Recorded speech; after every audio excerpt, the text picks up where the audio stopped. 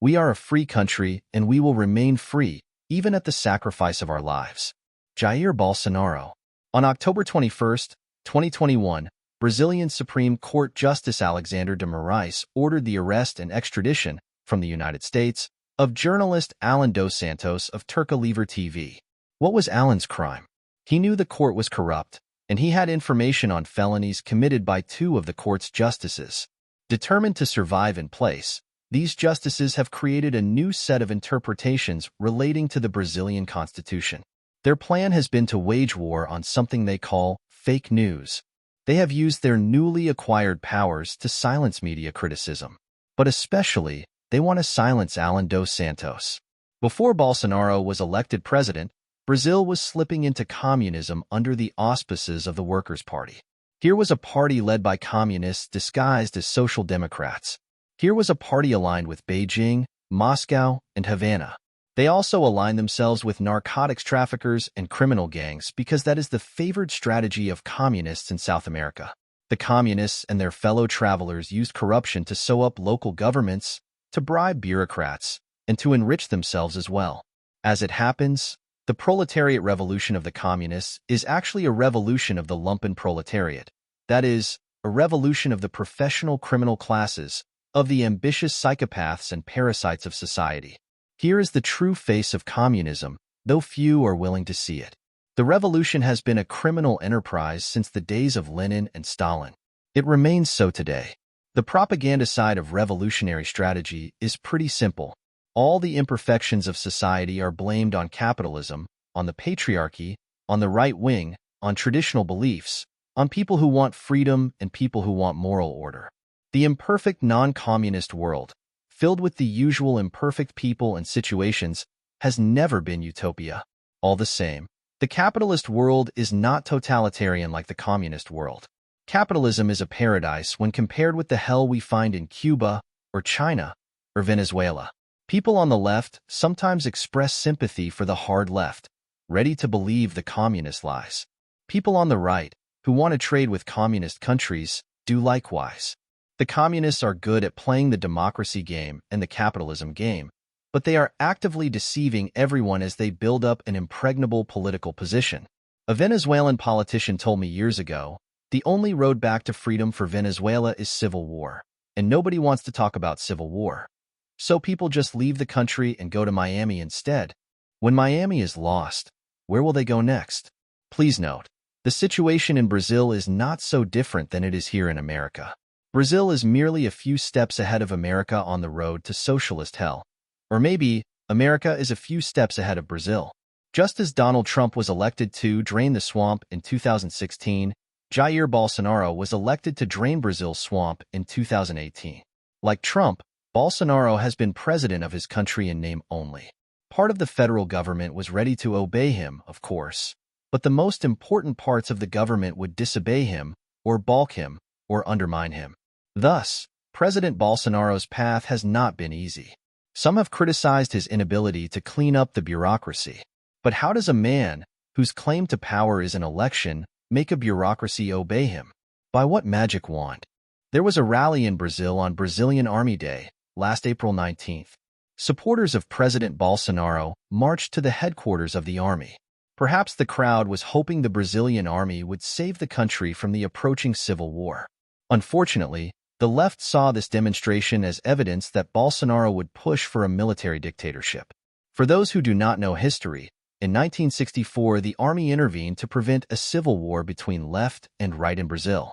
From 1964 to 1985 a military dictatorship ruled the country. It was not a solution to the country's problem because the communists subverted Brazil culturally and intellectually, even under the military's watchful eye. Beneath the enforced calm of an artificial and inorganic system of governance, dragon's eggs were hatching. The revolutionary left became more sophisticated in its approach to taking power. With the return of democracy in 1985 and the so-called end of the Cold War from 1989 to 91, the left was ready to take the country over. The leading figures depicted themselves as post-communists, as Democrats and lovers of freedom, but they were not. Allan was at the April 19th march, covering it for Turca Livre TV. I did not know where the march would end, he told me. We streamed this event, but nothing happened. There was no violation of law. President Bolsonaro spoke at the end of the event, saying, "It's over, damn it." People got excited that he was going to act more decisively against the usurpations of the Supreme Court, against the court's decisions in favor of narcos, communists, and corrupt politicians. The Supreme Court then opened an investigation into the rally and its purposes. Before that, they had been illegally investigating what they called fake news, which they claimed was anti-democratic activism favoring a renewed right-wing dictatorship. The Supreme Court's fake news investigation was a defensive reaction, a creative usurpation, to protect itself. To understand this story, we need to go back. In 2014, the Brazilian Federal Police conducted an investigation into bribery and other corruption called Operation Car Wash, which revealed an extensive network of money laundering and payoffs. It resulted in more than 1,000 arrest warrants. According to investigative documents, many politicians were implicated. The corruption was first uncovered at a car wash. The extent of this money laundering scheme involved somewhere between $2 and $13 billion. A Brazilian magazine reported that a justice of the Supreme Court was also involved in the scandal. The justice involved was Dias Toffoli. Unfortunately, Justice Toffoli was not the only justice involved in scandal. As one might suspect, corruption buttresses corruption. Today, Dias Toffoli remains on the Supreme Court, and he wants Allan dos Santos in jail. Magazines that initially reported on the court's corruption were frightened into silence. Articles were removed from circulation. In the case of Allan dos Santos's TV channel, the court wanted to take down the whole channel. Because Allan dos Santos refused to be intimidated by the court's illegal orders and kept presenting facts, the Brazilian Supreme Court arranged a police raid on Allan's house in late May 2020, confiscating his computers, telephones, and private papers, and then leaking Allan's private communications to the press, including private conversations between Allan and his journalistic sources, as well as his conversations with politicians. This, of course, is contrary to law. They can be charged with criminal offense under criminal code for violating the privacy of a citizen, said a Brazilian lawyer consulted for this article. How could this happen? The Brazilian people elected Jair Bolsonaro as their president. How could the country be turned into a judicial dictatorship in which journalists are jailed by judges for discovering judicial corruption?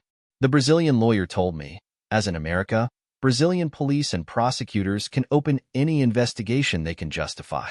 They may need a judge's permission to tap telephones and access private information on the basis of probable cause. But in Brazil, there is a procedural law which allows the Supreme Court to initiate bench investigations. Furthermore, the regulations of the Brazilian Supreme Court have been reinterpreted so that an incident of obstruction of justice can involve any actions anywhere by anybody at any time. Therefore, the Brazilian Supreme Court has extended its powers to investigate anyone for anything. They are therefore emptying the executive branch of its power through judicial tyranny. Only the Senate of Brazil can impeach these judges, and the Senate that exists now will not investigate the justices because the justices could retaliate on the Senate by investigating them. Since all are corrupt, none will act against the other. This Mexican standoff has locked the Brazilian political system into a death spiral. But who dies first? In terms of the present crisis, Allan dos Santos is like the proverbial canary in a coal mine. When he is extradited and jailed, a direct judicial assault on President Bolsonaro will follow. After Allan left Brazil, he denounced 2 justices of the Supreme Court, showing that these 2 justices were conspiring against President Bolsonaro. They were crazy determined to get me because they wanted to know my sources. They wanted to know how I knew what they were doing, Allan told me. They raided my business and found nothing. Next, they decided to hire a German private company to engage in private surveillance. They wanted to see if there were any Israeli-type surveillance equipment tapping government phones in Brasilia. They thought I had to be using such equipment on them. Instead, the Germans reported that the North Koreans and Chinese were tapping the government's phones, with a third surveillance system belonging to a corrupt lawyer. But this is interesting. Knowing foreign communist powers had penetrated the government's phone system, they said nothing. They gave no warning, and that in itself is a crime. They have a proverb in Brazil: you shoot at something but hit something else. I asked the Brazilian lawyer I consulted for this article why he thought the Supreme Court of Brazil failed to report successful Chinese and North Korean espionage against the Brazilian government. Was it because these justices belong to the communist side? He said, "It is hard to prove, but we think so. We have deduced that the Chinese are buying everyone they can hear in Brazil. I wonder, how is America any different from Brazil?" Today, Allan's arrest is ordered. When will this kind of thing begin to happen in America? And if it does, where will people run to?